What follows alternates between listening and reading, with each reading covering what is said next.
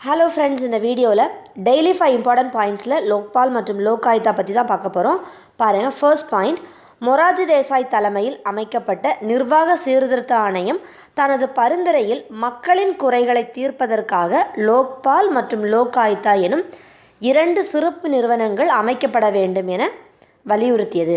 S, Morarji Desai அவர்களுடைய தலைமையில் அமைக்கப்பட்ட முதல் நிர்வாக சீர்திருத்த ஆணையம் அவங்களுடைய பரிந்துரையில் மக்களுடைய குறைகளை தீர்க்கிறதுக்காக லோக்பால் மற்றும் லோக் ஆயுக்தா அப்படின்ற 2 சிறப்பு நிறுவனங்கள் அமைக்கப்படணும் அப்படின்னு வலியுறுத்தியிருந்தாங்க. பாருங்கள், நெக்ஸ்ட் பாயிண்ட், இந்த லோக்பால் அப்படின்ற வார்த்தையை 1963ஆம் வருஷம் LM சிங்வி அவர்களால் உருவாக்கப்பட்டது. இது ரொம்ப முக்கியமானது. லோக்பால் அப்படின்ற வார்த்தையை 1963ஆம் ஆண்டு LM சிங்வி அவர்கள் உருவாக்கியிருந்தாங்க. அடுத்த தேர்ட் பாயிண்ட் பாருங்கள், நிர்வாக சீர்திருத்த ஆணையின் பரிந்துரையின்படி லோக்பால் மசோதா பாராளுமன்றத்தில் மக்களவையில் 1968ஆம் ஆண்டு அறிமுகம் செய்யப்பட்டது. ரொம்ப முக்கியம், இது ஆல்ரெடி எக்ஸாமில் கேட்ட கொஷின் தான். பாருங்கள், நிர்வாக சீர்திருத்த ஆணையத்தின் பரிந்துரையின்படி லோக்பால் மசோதா பாராளுமன்றத்தில் மக்களவையில் 1968ஆம் ஆண்டு அறிமுகம் செய்யப்பட்டது. இந்த மசோதா இதுவரைக்கும் 10 முறை அறிமுகம் செய்யப்பட்டிருக்கு. அதில் 9 முறை தோல்வி அடைஞ்சிருக்கு.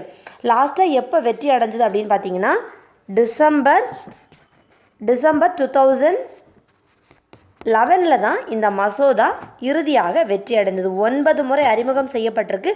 இதில் 10 முறை அறிமுகம் செய்யப்பட்டிருக்கு. 9 முறை தோல்வி அடைந்து 10வது முறையாக டிசம்பர் 2011 தான் இது வெற்றி அடைஞ்சிருக்கு. அடுத்த பாயிண்ட் பார்க்கலாமா? பாருங்கள், 5th பாயிண்ட், லோக்பால் மற்றும் லோக் ஆயுக்தா அமைப்பானது ஓம்பட்ஸ்மன் அமைப்பை போல ஏற்படுத்தப்பட வேண்டும் என நிர்வாக சீர்திருத்த ஆணையம் பரிந்துரைத்தது.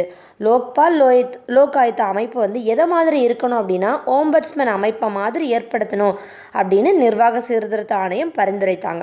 ஸோ இதோட இந்த 5 பாயிண்ட்ஸுமே முடியுது. இதோட கண்டினியூவேஷன் நம்ம அடுத்தடுத்து போட போகிறோம். பாருங்கள், இப்போ இந்த வீடியோலேருந்து உங்களுக்கான கொஷின் என்ன அப்படின்னா, இப்போ லோக்பாலுடைய தலைவராக இருக்கிறவங்க யார் அப்படின்றத கமெண்ட் பண்ணிவிடுங்க. இந்த வீடியோ உங்களுக்கு பிடிச்சிருந்தால் லைக் பண்ணுங்கள், ஷேர் பண்ணுங்கள், சப்ஸ்கிரைப் பண்ணுங்கள். தேங்க்ஸ் ஃபார் வாட்சிங்.